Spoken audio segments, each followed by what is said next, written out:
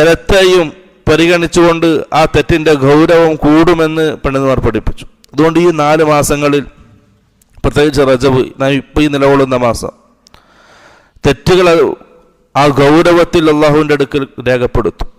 അത് പ്രത്യേകം ശ്രദ്ധിക്കുക. അതുപോലെ തന്നെ റജബ് എന്ന മാസത്തിന് റജബ് എന്ന പേര്, ആ പേരിൻ്റെ അർത്ഥം, റജബ എന്ന 3 അക്ഷരങ്ങളുടെ അർത്ഥം എന്നുള്ളത് ബഹുമാനിക്കുക, ആദരിക്കുക. റജബ്ത ഷൈ, നീ ഒരു റജബ്ത ഷൈ എന്ന് പറഞ്ഞാൽ അദ്ലം തഹു, നീ അതിനെ ബഹുമാനിച്ചു, ആദരിച്ചു എന്നർത്ഥം ലഭിക്കും. അങ്ങനെയാണ് ഈ മാസത്തിന് ആ ഒരു പേര് വരാൻ കാരണമെന്ന് പണ്ഡിതന്മാർ വിശദീകരിക്കും.